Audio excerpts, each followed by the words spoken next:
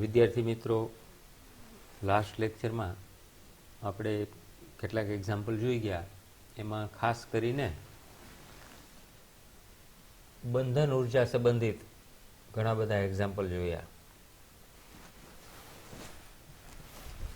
ખાસ કરીને જુદા જુદા ન્યુક્લિયસ અથવા તો પરમાણુ એના માટે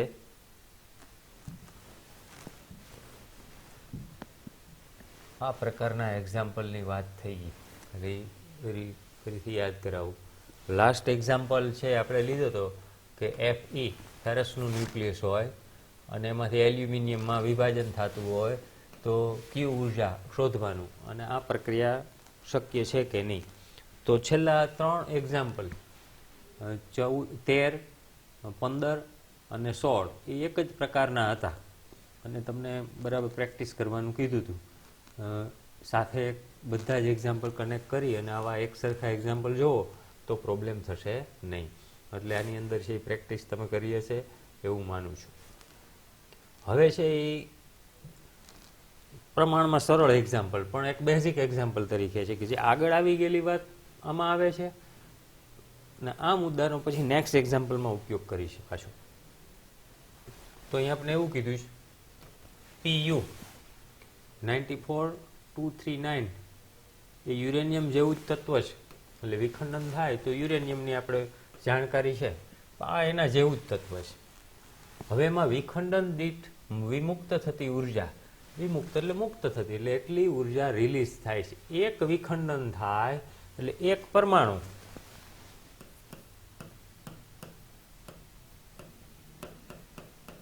એ વપરાઈ જાય, આના દળનું ઉર્જામાં રૂપાંતરણ થાય એટલે એક વિખંડન થયું કહેવાય. એટલે યાદ રાખજો, એક વિખંડન એટલે એક પરમાણુ, અને એક પરમાણુ એટલે એક ન્યુક્લિયસ એમ પણ કહી શકાય. તો એક પરમાણુ દીઠ 180 MeV ઉર્જા ઉત્પન્ન થાય છે. હવે શુદ્ધ PU એનો 1 કિલોગ્રામનો જથ્થો છે તો કેટલી ઉર્જા MeVમાં ઉત્પન્ન થાય? એકદમ સરળ. તો આપણે એક વિખંડન એટલે એક પરમાણુ થયું, તો 1 કિલોગ્રામની અંદર કેટલા પરમાણુ છે એ શોધવા છે આપણે. પરમાણુની સંખ્યા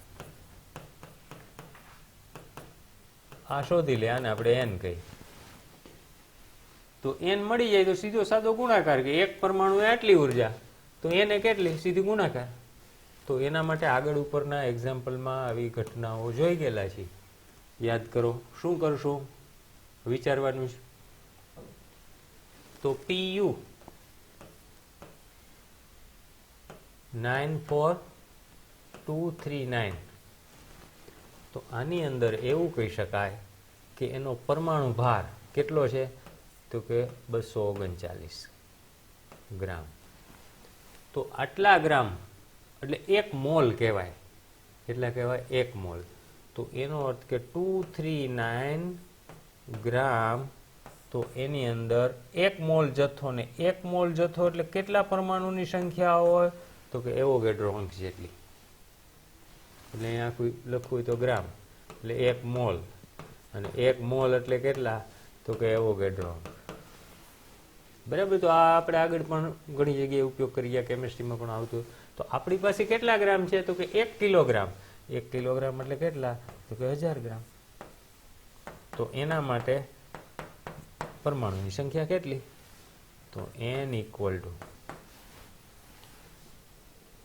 1000 ગુણ્યા Na એટલે 6.025 10⁻23 અપોન G એટલે 239. આ જે કિંમત આવે એ પરમાણુની સંખ્યા છે. હવે સાદો ગુણાકાર કે એક પરમાણુ દીઠ એ લખ્યું છે, એક પરમાણુ તો કેટલી ઉર્જા? તો કે 180 MeV. તો n પરમાણુ માટે કેટલી ઉર્જા ઉત્પન્ન થાય? તો E = સીધો ગુણાકાર 180 ગુણ્યા n. તો આ આપણો જવાબ MeV. ચાલો, કેટલો સહેલો કયો. પણ આનો ઉપયોગ આગળ ઉપર ફરી પાછું આ જ રીતે પરમાણુની સંખ્યા શોધવા માટે કરશું આપણે આગળ, ને આગળ પણ કરી ગયેલા છે. ક્લિયર? ઓકે. નેક્સ્ટ તમને કીધું હતું કે આગળ બાકી રહેલા એક્ઝામ્પલ જરા જોજો, પ્રયત્ન કરજો. જો પ્રયત્ન કરેલો હોય તો આ એક્ઝામ્પલ પ્રમાણમાં આખા ચેપ્ટરનો લેન્ધી કહી શકાય. કારણ કે પહેલાંની અંદર જેમ 1 કે 2 સ્ટેપની અંદર સરળતાથી કિંમતો મૂકો ને જવાબ મળે એવું નથી. અહીંયા પ્રશ્ન બરાબર વાંચો, ચેક કરો. 1000 મેગાવોટનું વિખંડન રિએક્ટર છે, નો અડધો ભાગ 5 વર્ષમાં વપરાઈ જાય છે. તો પ્રારંભની અંદર કેટલો યુરેનિયમનો જથ્થો હશે? એટલે જે રિએક્ટર છે એ રિએક્ટરની અંદર બળતણ તરીકે કોણ છે? યુરેનિયમ. એનું વિખંડન થાય છે. રિએક્ટરનો પાવર આટલો છે, આનો અડધો ભાગ 5 વર્ષમાં વપરાય છે. આટલી માહિતી આપી છે. હવે વધારામાં એમાં એડવાન્સમાં એક્સ્ટ્રા કીધું છે કે રિએક્ટર છે એ 80% સમય માટે કાર્યાન્વિત રહે છે. એટલે 5 વર્ષમાં આપને કીધું છે અડધો ભાગ, પણ એ 5 વર્ષ કન્ટિન્યુ શરૂ રહેતું નથી. એમાંથી ખરેખર આઉટપુટ કેટલો ટાઈમ મળે? વચ્ચે ચાલુ થાય, બંધ થાય, બંધ થાય, તો કે 80% સમય માટે. સમજો બરાબર. હવે જે યુરેનિયમનો જથ્થો છે એ બધી જ ઉર્જા યુરેનિયમના વિખંડનથી ઉત્પન્ન થાય છે. એટલે અંદર કોઈ બીજો એવો જથ્થો નથી. જે કંઈ ઉર્જા મળી યુરેનિયમને કારણે. અને આ ન્યુક્લિયાઇડ માત્ર વિખંડન પ્રક્રિયામાં જ વપરાયું છે. એટલે એવું નથી કે યુરેનિયમ થોડુંક વપરાણું બીજું છે અમુક લોસ થયો બીજી જગ્યાએ જતું રહ્યું, અથવા યુરેનિયમ સિવાય બીજાને કારણે પણ ઉર્જા ઉત્પન્ન થાય. માત્ર ને માત્ર યુરેનિયમ જવાબદાર છે, એની 100% જવાબદાર છે, પણ સમય કેટલો છે? 80% જવાબદાર છે. આટલી માહિતી થઈ. તો આના આધારે આપણે થોડી ગણતરી લાંબી થશે એટલે જોતા જાય બરાબર કે એનો પાવર કેટલો છે? P બરાબર 1000 મેગાવોટ, અથવા મેગાવોટને કન્વર્ટ કરો એટલે 10⁶ અને 3 બીજા એટલે 10⁹ વોટ. આમ કહેવાય. આ પાવર થયો. અને પાવર એટલે શું થયું? પર સેકન્ડ એટલી ઉર્જા મળે. હવે આપણે પર સેકન્ડની બદલે કેટલા સમય ચાલે છે એટલે કુલ ઉર્જા શોધવાની. શું કરશું આમાં? પેલા કુલ ઉર્જા શોધશું. તો કુલ ઉર્જા માટે કુલ સમય જોશે. આ જરા યાદ આ ઓર્ડરમાં રાખવું જોઈશે, નહીં તો આખો ગણેલો એક્ઝામ્પલ હશે તો પણ યાદ રહેશે નહીં. કુલ સમય શોધવો છે, કેટલો સમય રિએક્ટર શરૂ રહે, અને પછી એમાં કેટલી કુલ ઉર્જા વપરાય. પછી નેક્સ્ટ સ્ટેપની અંદર શું કરશું? આ ઉર્જા મળી ગયા પછી તો કે 1 ગ્રામ યુરેનિયમ માટે કેટલી ઉર્જા ઉત્પન્ન થાય એ આપણે મેળવશું. 1 ગ્રામ યુરેનિયમ માટે.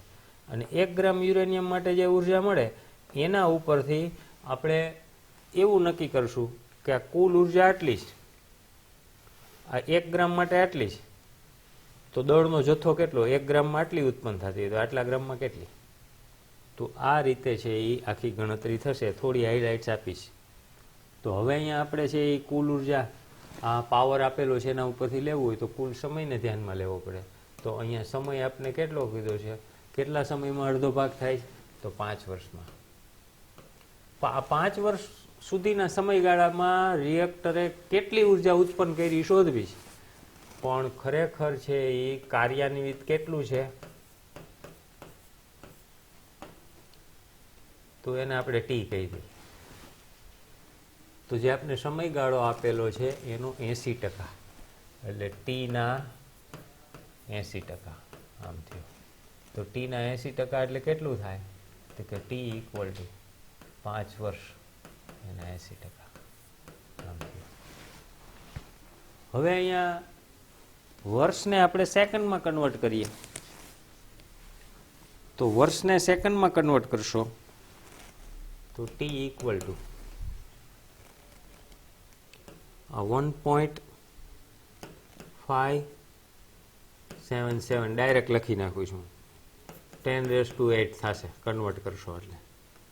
અને એના 80% એટલે 80/100, અથવા 0.8 ડાયરેક્ટ લખી નાખો તો વાંધો નથી. આ પહેલા વર્ષ હતું, હવે આ શું થઈ ગયું? સેકન્ડ. અને કેવી રીતે આવ્યું હતું કે 5 વર્ષ એને સેકન્ડમાં કન્વર્ટ કર્યું હોય તો આગળ ઉપર આપણે એના માટેનો રિલેશન આપી ગયા છીએ 3.154 10⁷ થી મલ્ટીપ્લાય કરવાના અને છે એ 3.154 10⁷ થી મલ્ટીપ્લાય કરો એટલે સેકન્ડ મળી જાય. બરાબર છે. તો એ આ કેલ્ક્યુલેટ કરીને સીધી વેલ્યુ અહીંયા મેં મૂકી દીધી છે 7 ને 8 કરી દીધા એટલે ખ્યાલ આવે તમને.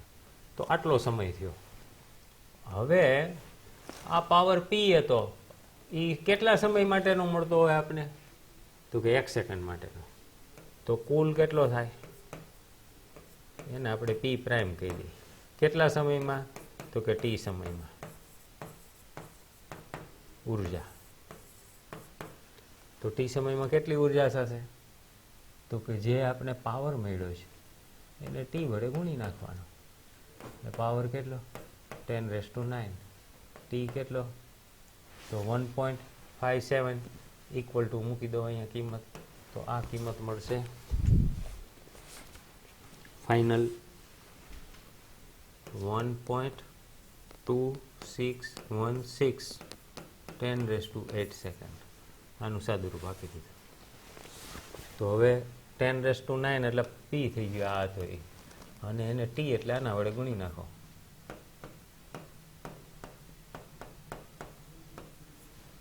તો આ આપણે કુલ ઉર્જા મળી. એટલે કુલ ઉર્જા કેટલી છે? પી પ્રાઇમ. ઈ કીધું હોય તો ચાલે, પણ અહીંયા આપણે ઉપરથી પી લેતા આવી છે એટલે પી પ્રાઇમ કીધું છે.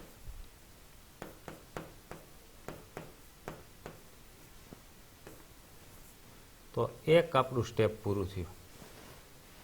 આટલો પાવર 5 વર્ષની અંદર કુલ ઉર્જા ઉત્પન્ન થાય. પાવરની બદલે ઉર્જા માનો 1 સેકન્ડમાં, એટલે એ ઉર્જા થઈ ગઈ. હવે 5 વર્ષ, પણ 5 વર્ષ એક્ઝેક્ટ નથી. 5 વર્ષમાં 80% ભાગમાં, આપણે તો 80%નું જ કામ છે. હવે જે વિખંડન દ્રવ્ય છે એ વિખંડન દ્રવ્યમાંથી કેટલી ઉર્જા ઉત્પન્ન થાય એની આપણે ચર્ચા કરી, અને કેટલા એની અંદર ન્યુક્લિયસ છે એની વાત કરી. તો એના માટે આ એક નવી વાત, આમ નવી નથી પણ સ્ટાન્ડર્ડ્સ પણ ક્યાંય ઉલ્લેખ થયેલો નથી, એટલા માટે આપણે નવી શબ્દ વાપરીશું. જે તમારે મગજમાં રાખવાનું છે કે સામાન્ય રીતે યુરેનિયમનું દરેક વિખંડન દીઠ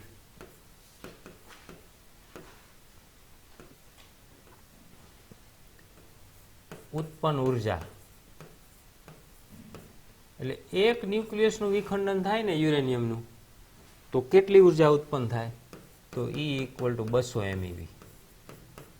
આ સ્ટાન્ડર્ડ વેલ્યુ છે, કારણ કે યુરેનિયમની ચર્ચા કરી. યુરેનિયમ માટે એક વિખંડન એટલે 200 MeV. હવે MeV ને આપણે જૂલમાં કન્વર્ટ કરી નાખીએ તો 200, કારણ કે વોટની વાત કરતા હોય એટલે વોટ એટલે શું થાય? જૂલ પર સેકન્ડ માટે. તો 200 MeV એટલે 10⁶, અને એને ઇલેક્ટ્રોન વોલ્ટને જૂલમાં કન્વર્ટ કરો એટલે 1.6 10⁻⁻⁹. તો જૂલ થઈ ગયું. આનું હું સાદું રૂપ આપી દઉં તો 16 × 2 એટલે 16 × 32 એટલે 3.2, 10⁶ અને 2 બીજી એટલે 8, એટલે આમાંથી બાદ કરશો એટલે 10⁻11 થાય જૂલ. તો આ એક બીજું ઇક્વેશન મળ્યું. આ 1, આ 2. હવે આ ઉર્જા છે એ આપણે કેટલા એક વિખંડન માટે મળી છે?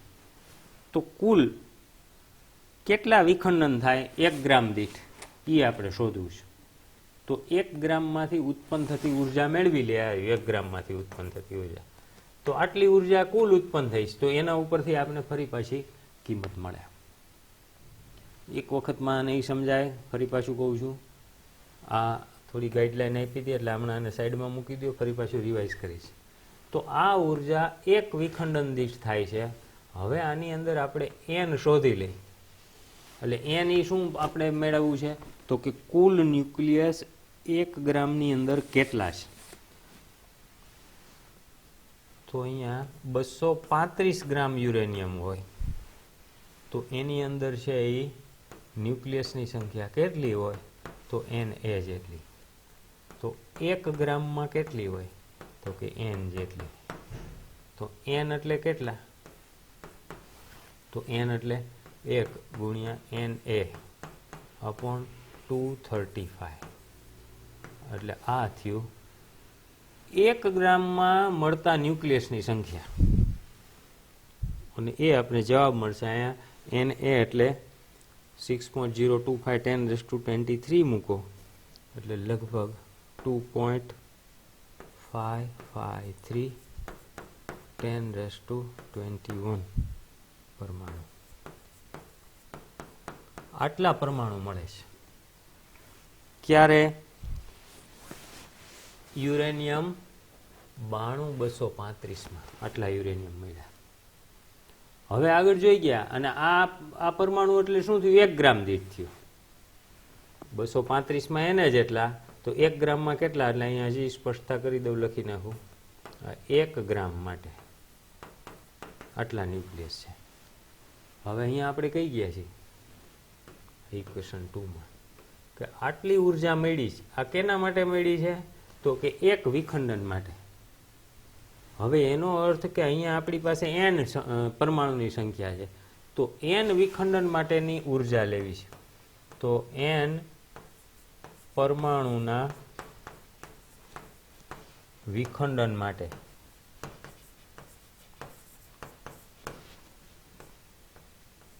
ઉર્જા. તો n પરમાણુ એટલે ખરેખર શું છે? આ કેના માટેના? તો કે 1 ગ્રામ માટે. તો એમ કહી શકાય 1 ગ્રામ જથ્થા માટે.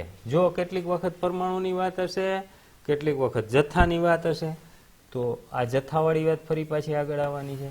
તો 1 ગ્રામ જથ્થા દ્વારા ઉત્પન્ન ઉર્જા. ચાલો, આટલી વાત થઈ. એટલે આ ઉર્જા છે એ આપણે એક ન્યુક્લિયસનું અથવા એક પરમાણુનું વિભાજન થાય એના માટેનું હતું. અહીંયા આપણે ન્યુક્લિયસની સંખ્યા મેળવી. કેના માટે? 1 ગ્રામ માટે. એટલે હવે એમ કહી છે કે 1 ગ્રામની અંદર આટલા ન્યુક્લિયસ, તો આટલા ન્યુક્લિયસ એટલે 1 ગ્રામ એમ કહેવાય. તો n પરમાણુ દીઠ વિખંડન ઉર્જા એટલે શું થયું? 1 ગ્રામ જથ્થા દ્વારા ઉર્જા થઈ ગઈ. એટલે હવે અહીંયા ત્રીજો પોઈન્ટ લઈએ આપણે. તેથી 1 ગ્રામ યુરેનિયમ દ્વારા ઉત્પન્ન ઉર્જા એટલે E પ્રાઇમ કહી દો એને. તો E પ્રાઇમ એટલે તો કે 1 ગ્રામ દ્વારા, 1 ન્યુક્લિયસ દ્વારા આટલી હતી, તો 1 ગ્રામ જથ્થો એટલે આટલા પરમાણુ થયા હતા. તો 3 પોઈન્ટ અથવા તો આની જગ્યાએ હજી એક સ્ટેપ લખવું, વાંધો નહીં. E ઇન્ટુ n આમ લખી નાખી સારું. તો E એટલે કેટલા? 3.2 10⁻11 અને n એટલે 2.553 10⁻21. એનો જવાબ આવશે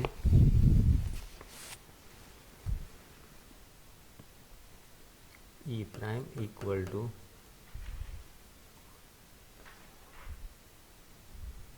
8.1696 10⁻10 જૂલ. આટલી ઉર્જા મળી. આને હું 3 કહું. ચાલો હવે જુઓ બરાબર.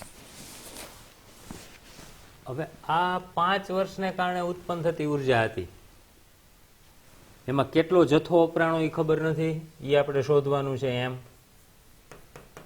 આ 5 વર્ષમાં આટલી ઉર્જા ઉત્પન્ન થઈ, કેટલા જથ્થાને કારણે? એમ જથ્થાને કારણે. પણ અહીંયા આપણે ખબર છે આટલી ઉર્જા ઉત્પન્ન થઈ કેના કારણે થઈ છે? 1 ગ્રામને કારણે. તો હવે આપણે આમ મૂકી શકીએ કે 1 ગ્રામ, તો એના કારણે ઉર્જા કેટલી ઉત્પન્ન થઈ? તો કે E પ્રાઇમ, સોરી ઊંધું લખવું જોશે આપણે. E ઉર્જા ઉત્પન્ન થઈ તો એમાં કેટલો જથ્થો વપરાણો? 1 ગ્રામ. તો આપણી પાસે કેટલી ઉર્જા છે? P prime. તો કેટલો જથ્થો વપરાણો હોય એમ શોધવાનું છે. અને તેથી m equal to 1 into P prime upon E prime. P પ્રાઇમની કિંમત સમીકરણ આ ઉપરથી લઈ લ્યો, અહીંથી 1 ઉપરથી, અને સમીકરણ 1 કયો, અને કુલ ઉર્જા એ સમીકરણ 3 ઉપરથી લ્યો, એટલે સમીકરણ 1, અહીંયા કિંમત આખી જગ્યા નથી એટલે લખતો નથી, ભાગાકાર કરવાનો, અને છેદમાં સમીકરણ 3ની ઉર્જા. તો આ જે મળશે એ આપણે m બરાબર 5 વર્ષની અંદર વપરાતી ઉર્જા થશે.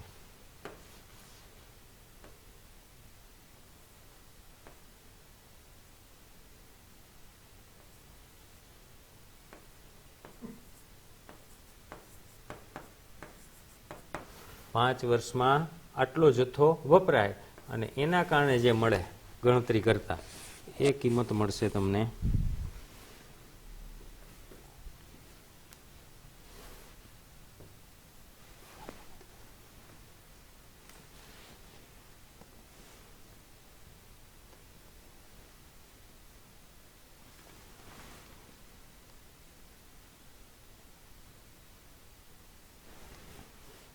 તો એ કિંમત મળે છે 1544 kg. આટલો જથ્થો મળ્યો. આ શું થયો? આ જથ્થો એ 5 વર્ષમાં વપરાયેલો જથ્થો એના કારણે ઉત્પન્ન થયું. હવે પ્રશ્ન કેટલું પૂછ્યું છે આપને? તો પ્રારંભમાં કેટલું હશે એવું પૂછ્યું છે. સમજાણું બરાબર? આ વપરાયેલો જથ્થો છે તો પ્રારંભમાં કેટલો હોય? તો અહીંયા આપણને એવું કીધું છે કે અડધો ભાગ. જો પ્રશ્ન એક જવાબ આ થઈ ગયો, તમને એમ કીધું તો અહીંથી તમે છોડી દો તો છેલ્લે છે એ તમારા માર્ક્સ કપાય. આ જથ્થો મળ્યો 5 વર્ષની અંદર રિએક્ટરમાં 1544 kg જેટલો જથ્થો છે એ વપરાશે અને આટલી ઉર્જા આપને પ્રાપ્ત થતી હોય. હવે એની જગ્યાએ આપણે એવું કીધું છે કે બળતણનો અડધો ભાગ 5 વર્ષમાં વપરાય છે. તો પ્રારંભમાં કેટલું હોય? તો અડધો ભાગ આટલો વપરાણો છે તો અડધો ભાગ બીજો એમાં ઉમેરી દો, શરૂઆતનો હોય.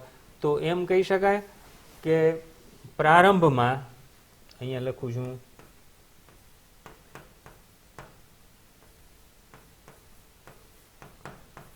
દ્રવ્યનો, અથવા અહીંયા આપણે લખી નાખીએ, હવે આનું કંઈ કામ નથી એટલે તમને થોડું અનુકૂળ આવે. ચાલો,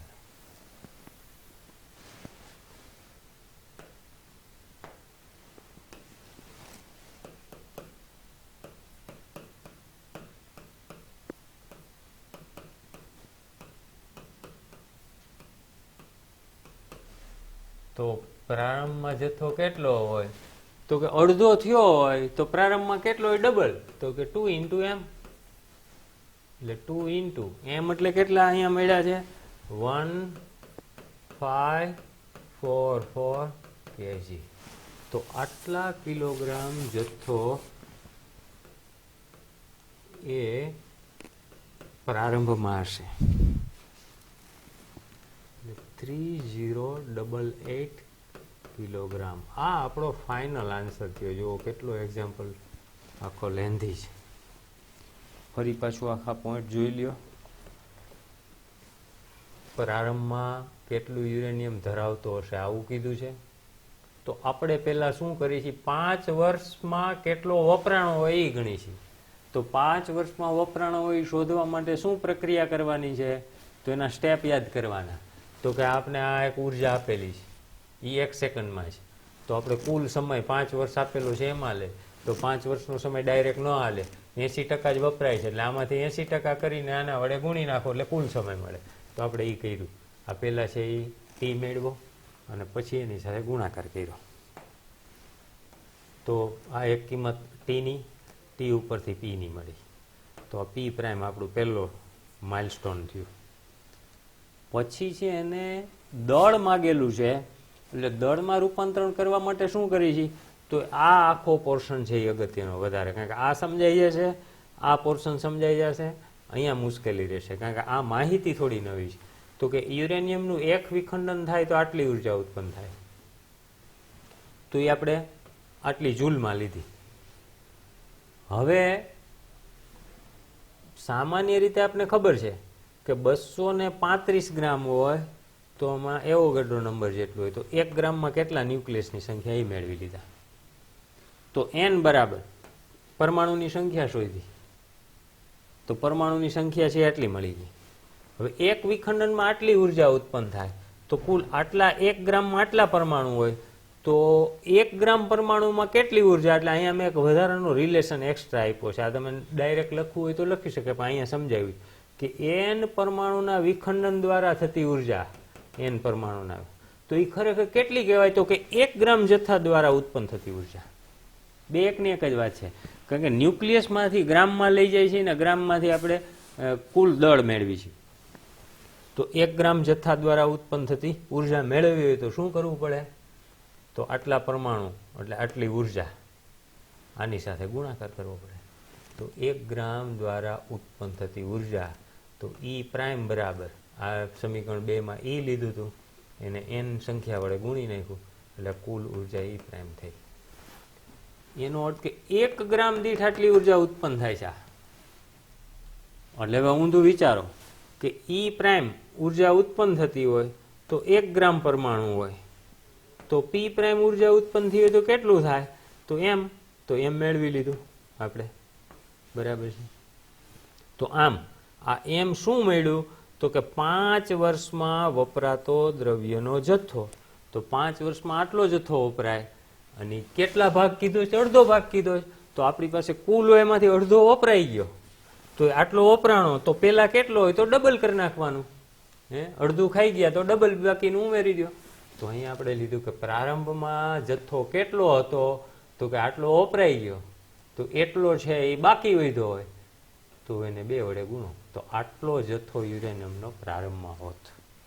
આખા ચેપ્ટરનો મોસ્ટ કોમ્પ્લિકેટેડ એક્ઝામ્પલ. આગળ થોડું સમજાવી દીધું આટલો પોર્શન આપણે, પછી આખો સ્ટેપ વાઇઝ 3 ભાગમાં લીધો, પાછો રિવાઇઝ કર્યો. તો મિનિમમ તમારે 2 વખત છે આ રીડ કરવાનો, વિડીયો જોવાનો, અને મિનિમમ 3 વખત લખશો ત્યારે ખ્યાલ આવશે, તો અપ ટુ ડેટ લખી શકશો. નેક્સ્ટ એક્ઝામ્પલ એના જેવો પણ એના કરતાં થોડો સરળ, પણ બેઝ એના ઉપરથી જોવો આગળ.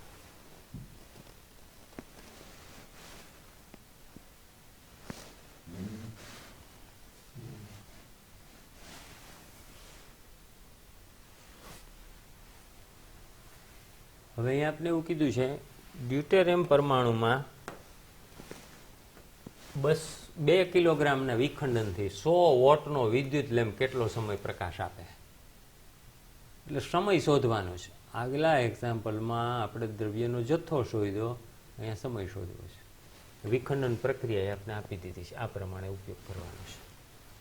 તો આ વિખંડન પ્રક્રિયાની અંદર જો કે આવી ડ્યુટેરિયમની પ્રક્રિયા થાય તો એક વિખંડન પ્રક્રિયામાં આટલી ઉર્જા ઉત્પન્ન થાય છે. સમજો બરાબર, કેટલી થાય છે, આટલી ઉર્જા ઉત્પન્ન થાય છે. હવે આપણે કુલ ડ્યુટેરિયમની સંખ્યા છે એ 2 કિલોગ્રામમાં શોધવાની છે. તો એ આગળ ઉપર જેમણા n વાળી જે પ્રક્રિયા જોઈ ગયા હતા એ જ રીતે અહીંયા જથ્થો કેટલો, તો કે m બરાબર 2 કિલોગ્રામ એટલે 2000 ગ્રામ. કોણ છે આ, ડ્યુટેરિયમ, એટલે 1H2 કહેવાય એને. તો એના ઉપરથી આપણે લેવું હોય તો આની અંદર છે એ n ની સંખ્યા શોધવી છે. તો દર વખતે લઈશી 1H2, તો 1H2માં આપણે n ની સંખ્યા શોધવી હોય, સોરી Na જેટલી હોય, આમાં સંખ્યા કેટલી હોય, Na જેટલી 6.02 10⁻23. આ આપણે જાણીએ છીએ, વારે વારે ઉપયોગ કરી ગયા છીએ. આટલા પરમાણુ હોય અને 83 દર વખતે માંડી છે કે જો 2 ગ્રામ જથ્થો 1H2 એટલે તો એમાં કેટલી Na જેટલી ન્યુક્લિયસની સંખ્યા. આપણી પાસે જથ્થો કેટલો છે, તો કે 2000 ગ્રામ. તો એની અંદર ન્યુક્લિયસની સંખ્યા કેટલી, n મેળવી લ્યો. તો n બરાબર Na ગુણ્યા 2000. આ મેથડ ઘણી બધી વાર આવી ગઈ, રિપીટ જ થાય છે. તો n ન્યુક્લિયસની સંખ્યા મળી. કેટલામાં મળી આપને આ 2000 ગ્રામ 2 કિલોની અંદર ન્યુક્લિયસની સંખ્યા પ્રાપ્ત થઈ અને એ મળે છે આપને 6.023 ઇન્ટુ 10⁻26. આ n એ બરાબર કિંમત મૂકશો અને પછી ગુણાકાર ભાગાકાર કરો એટલે એની એ જ કિંમત રહે, કારણ કે આ 2 2 કટ થઈ જાય 10⁻³ આની અંદર ઉમેરાઈ જશે. તો આટલા પરમાણુ થયા 2 કિલોગ્રામમાં. એટલે એક પોર્શન પૂરો થયો જે જૂનો જાણીતો. હવે નવી વાત કે આમાં કુલ ઉર્જા કેટલી ઉત્પન્ન થાય 2 કિલોગ્રામને કારણે એ આપણે મેળવી લઈએ. તો 2 કિલોગ્રામને કારણે ઉત્પન્ન થતી ઉર્જા શોધવી હોય તો આ ન્યુક્લિયસની સંખ્યા છે, પણ આટલા ડ્યુટેરિયમથી નથી ઉત્પન્ન થતી. અહીંયા 2 ડ્યુટેરિયમ ભેગા થાય ત્યારે આટલી ઉર્જા ઉત્પન્ન થાય. એટલે 2 રીતે કરી શકો કે ડાયરેક્ટ તમે n/2 કરી નાખો અથવા તો ઉર્જાને અડધી કરી નાખો. એટલે 2H12 જોડાય ત્યારે ઉર્જા કેટલી મળે છે 3.27 MeV. તો એક ડ્યુટેરિયમ જેટલી કેટલી મળે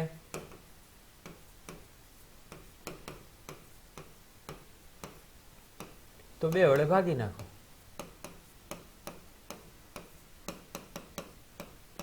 આમ પણ લઈ શકો અથવા પેલા આને n ને અડધા કરી નાખો અને એને આના વડે ગુણી નાખો. હવે આપણે n ડ્યુટેરિયમ માટે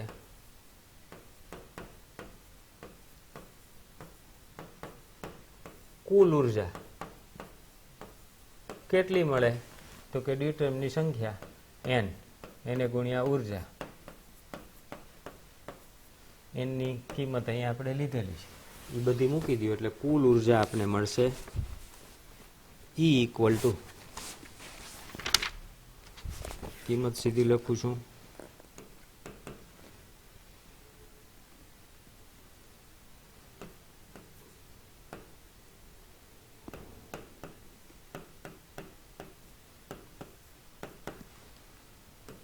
15.75 ગુણ્યા 10⁻13 જૂલ.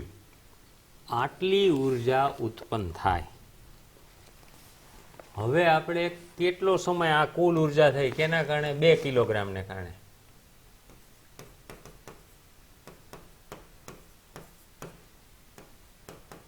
અથવા બીજી રીતે કહો તો n ડ્યુટેરિયમને કારણે. તો આપણી પાસે 100 વોટનો લેમ્પ છે. 100 વોટ એટલે એનો મીનિંગ શું થાય 100 જૂલ પર સેકન્ડ. તો 1 સેકન્ડમાં આટલી ઉર્જા વપરાય અથવા 100 જૂલ ઉર્જા વપરાતા માટે આટલી 1 સેકન્ડ લાગે. તો આના માટે કેટલી? હવે સીધી 83 પાછી મૂકો કે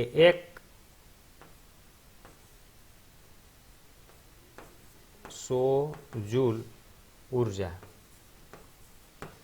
પર સેકન્ડ છે તો એના માટે કેટલો સમય 1 સેકન્ડ. તો E બરાબર કેટલી છે E ઉર્જા, તો એના માટે કેટલો સમય T લાગે 83 થઈ સાદી. તો T ની કિંમત મેળવીશ તો T બરાબર E/100. તો આપણો સીધો જવાબ સેકન્ડમાં આપને મળશે.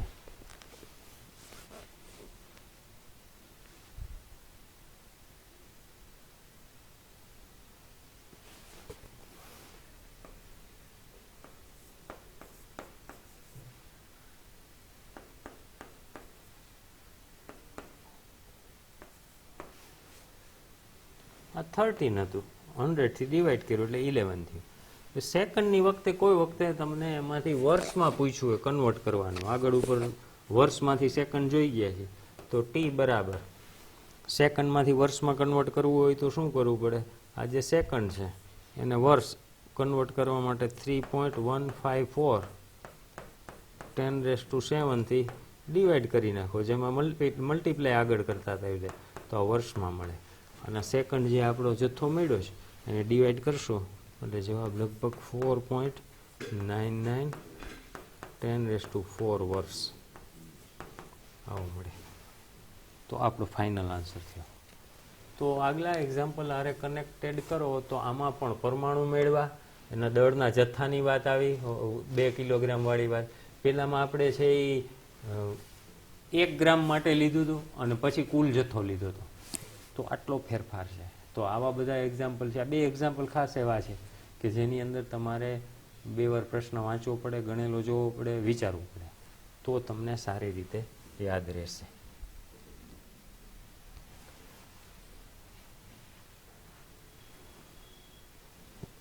ચાલો, તદ્દન નવા પ્રકારનો એક્ઝામ્પલ કે જે આની થિયરીમાં ક્યાંય કોઈ જગ્યાઓ ક્યાંય ઉલ્લેખ થયો નથી, પણ એણે આપણે ગાઈડલાઈન આપી દીધી છે કે આ પ્રમાણે લ્યો. એક વધારાની વાત શીખવાની મળે છે થિયોરિટિકલ, પણ એવો અઘરો નથી.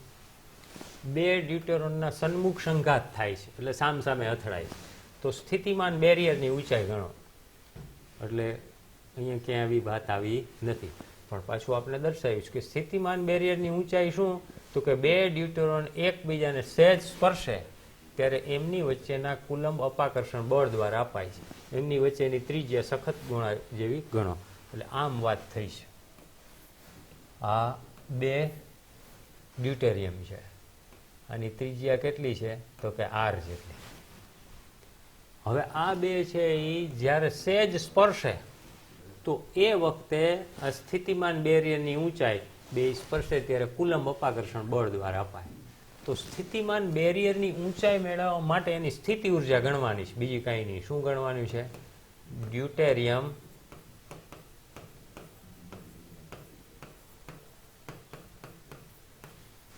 સ્થિતિ ઉર્જા બરાબર શું થાય? સ્થિતિમાન બેરિયરની ઊંચાઈ. આમ થશે, બરાબર. તો સ્થિતિમાન બેરિયરની ઊંચાઈ શોધવા માટે આપણે સ્થિતિ ઉર્જા શોધવીશ. તો સ્થિતિ ઉર્જા U બરાબર કે Q1 Q2 અપોન R. આ ફોર્મ્યુલા આપણી પાસે છે. તો આ પરમાણુ કોણ છે? ડ્યુટેરિયમ. આ કોણ છે? ડ્યુટેરિયમ. તો બંનેનો વીજભાર કેટલો હોય? તો કે હાઇડ્રોજન હોય કે ડ્યુટેરિયમ હોય, બધામાં વીજભાર કેટલો? ઇલેક્ટ્રોન જેટલો જ હોય.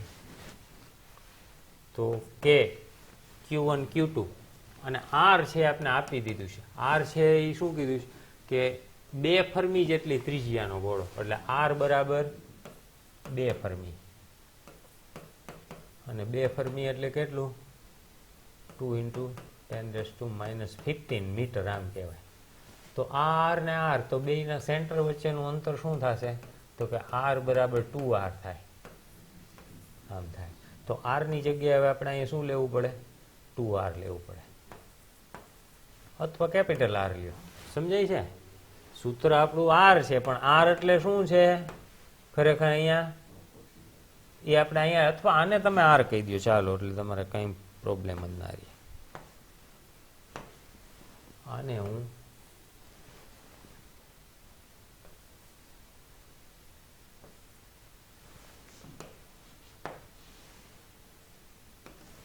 કેપિટલ R કહું, બરાબર. એટલે મુશ્કેલી ના થાય. અને આ સ્મોલ R.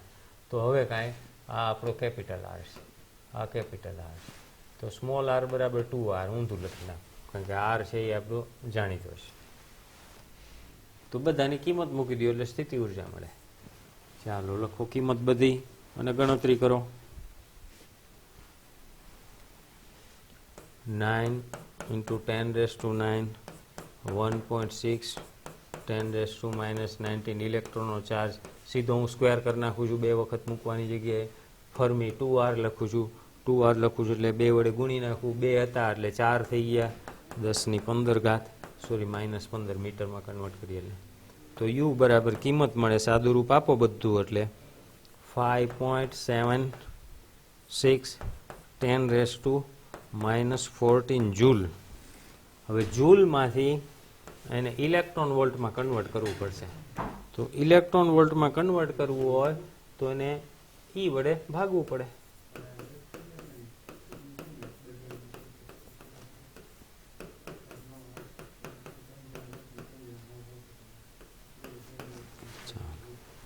અને એના બરાબર 360 keV આટલું થાય.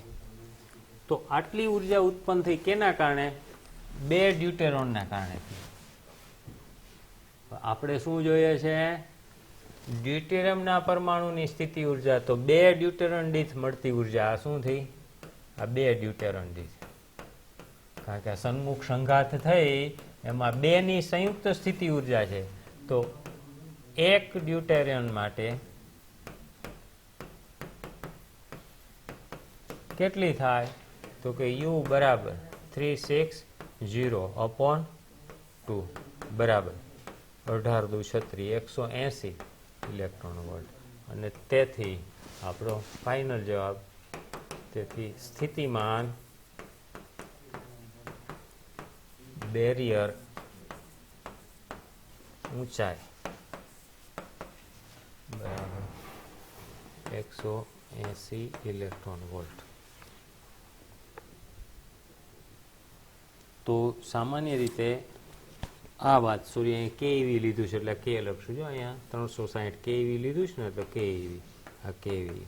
તો આ ઊંચાઈ બેરિયરની, એટલે સામાન્ય રીતે ઊંચાઈ એટલે એવા સંદર્ભમાં નથી લેવાની એની હાઇટ કેટલી, લંબાઈ માપી ઊંચાઈથી, પણ એ સ્થિતિમાન બેરિયર એવો શબ્દ વાપર્યો છે એટલે એ ઉર્જા સાથે સંબંધિત છે. તો આપણો 180 કિલો ઇલેક્ટ્રોન વોલ્ટ એ જવાબ થયો. ક્લિયર આટલું? તો લાસ્ટ એક્ઝામ્પલ આના પછી આ આખી નવી જ વાત આવી. એની ચર્ચા આપણે આગળ ઉપર એક એક્ઝામ્પલમાં કરી ગયા હતા કે સરળતાથી એનો સંબંધ આપી શકાય એવો છે, થિયરી ટાઈપનો છે કે ન્યુક્લિયસની ઘનતા હંમેશા અચળ હોય છે એવું આપણે એક એક્ઝામ્પલમાં સમજાયું હતું. યાદ હોય તો R1 અને R2નો ગુણોત્તર લીધો હતો અને પછી કીધું ઘનતાનો ગુણોત્તર કીધો હોય તો ન્યુક્લિયસની ઘનતા સમાન જ હોય, અચળ હોય તો ગુણોત્તર કેટલો મળે? 1 મળે. આવી ચર્ચા આગળ ઉપર આપણે કરી ગયા છીએ. તો હવે એ વસ્તુ અહીંયા સાબિત કરી છે. R = R0 a⁻1/3 સંબંધ છે. R0 અચળાંક છે, એ ન્યુક્લિયસનો દળાંક છે. તો એના ઉપરથી ઘનતા છે લગભગ અચળ હોય એવું સાબિત કર્યું છે.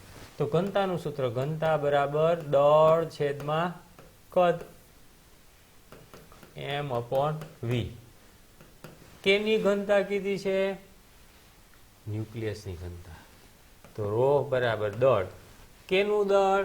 ન્યુક્લિયસનું. તો ન્યુક્લિયસની અંદર કોણ હોય? પ્રોટોન ન્યુટ્રોન બધા હોય. તો એક પ્રોટોન ને ન્યુટ્રોનનું દળ લગભગ સરખું ગણો તમે તો એને એમ કહેવાય, અને એની અંદર ન્યુક્લિયોનની સંખ્યા એને એ કયો તો કેપિટલ M ની જગ્યાએ સ્મોલ m એ લખી શકાય. V એટલે ન્યુક્લિયસનું કદ 4/3πr³ આમ લખાય. R એટલે શું? તો કે R એટલે R0 a⁻1/3. કિંમત મૂકો, m એ 4/3π. R એટલે R0 a⁻1/3 અને આખાનો ક્યુબ.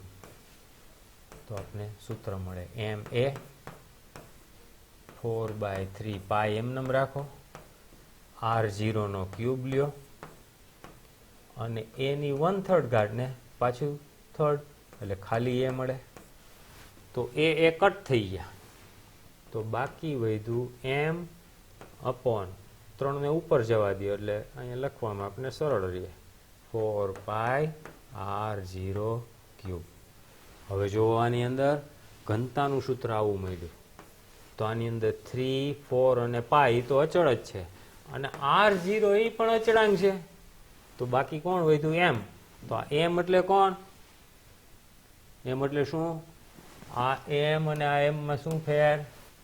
આ m આખા ન્યુક્લિયસનું દળ છે એટલે જુદા જુદા પરમાણુ લ્યો તો m બદલે, પણ આ m એટલે ન્યુક્લિયોનનું દળ છે અને ન્યુક્લિયોન એટલે પ્રોટોન ન્યુટ્રોન.